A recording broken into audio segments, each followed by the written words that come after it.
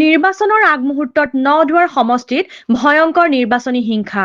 চতিয়া সমষ্টিৰ প্ৰাক্তন বিধায়ক প্ৰাণেশ্বৰ বসুমতাৰীয়ে হাতত চোকা অস্ত্ৰ লৈ বিজেপি কৰ্মীক আক্ৰমণ কৰাৰ অভিযোগ। দলবদ্ধ আক্ৰমণত গুৰুতৰভাৱে 4জন বিজেপি কৰ্মী, প্ৰিন্স শইকীয়া, উৎপল কটকীকে ধৰি আহত 4 বিজেপি কৰ্মীক উন্নত চিকিৎসাৰ বাবে তেজপুৰলৈ প্ৰেৰণ কৰা বুলি জানিব পৰা গৈছে। ঘটনাস্থলীত আৰক্ষী উপস্থিত হৈ আক্ৰমণত জড়িত এগৰাকীক আটক কৰিছে।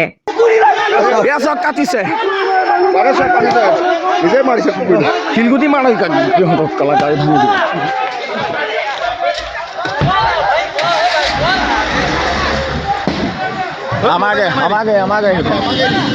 আমাকে আগত না মজা গুড এইটো চৰ হৈছে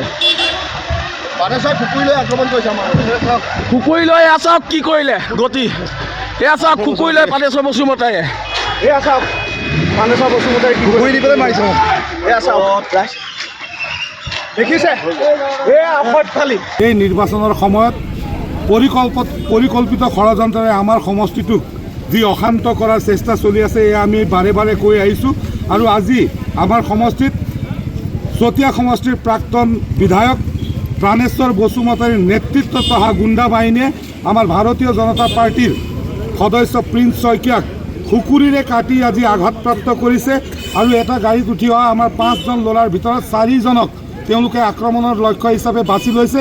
ইতিমধ্যে ডক্টৰে তেওঁক উন্নত চিকিৎসাৰ বাবে দৰিকা হস্পিটেললৈ প্ৰেৰণ কৰিছে বুলি আমি জানিবলৈ পাৰিছোঁ আৰু প্ৰত্যক্ষদৰ্শীৰ মতে ইমানেই জিজ্ঞাসা আছিল এইটো মানে এটেম্পটেড টু মাৰ্ডাৰ এইটো মাৰ্ডাৰ কৰিবলৈ চাইছিল আজি প্ৰাণেশ্বৰ বসুমতাৰীয়ে আৰু আমি বাৰে বাৰে কৈ আছোঁ যে ইয়াত চতিয়া সমষ্টিত নিৰ্বাচনৰ নামত অৰাজক পৰিস্থিতিৰ সৃষ্টি কৰিবলৈ ইয়াত চেষ্টা কৰি থকা হৈছে।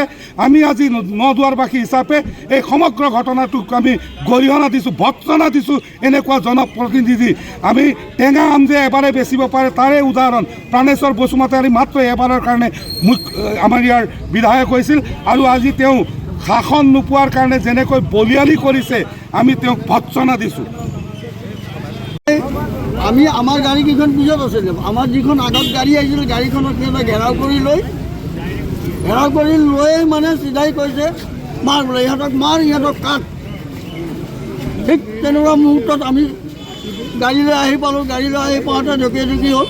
তাৰপিছতে মানে প্ৰাণেশ্বৰে কমৰ পৰা কুকুৰি উলিয়াই দিছে, কুকুৰি উলিয়াই লৈ আমাৰ প্ৰিন্সক আঘাত কৰিছে। প্ৰথমতেতো ময়ে গ'লোঁ হয়, তাৰপিছত মানস হাজৰিকাও গ'লোঁ হয়, কিন্তু আমি অলপ বেক হৈ দিয়াৰ কাৰণে প্ৰিন্সক এটেক কৰিলে। এটেক কৰি কাঠ বোলে গোটেইকেইটা কাঠ বোলে এটাকো নিদিবি এইখন হুলস্থুল লগাই সি গোটেই অপ্ৰীতিকৰ সৃষ্টি কৰিলে।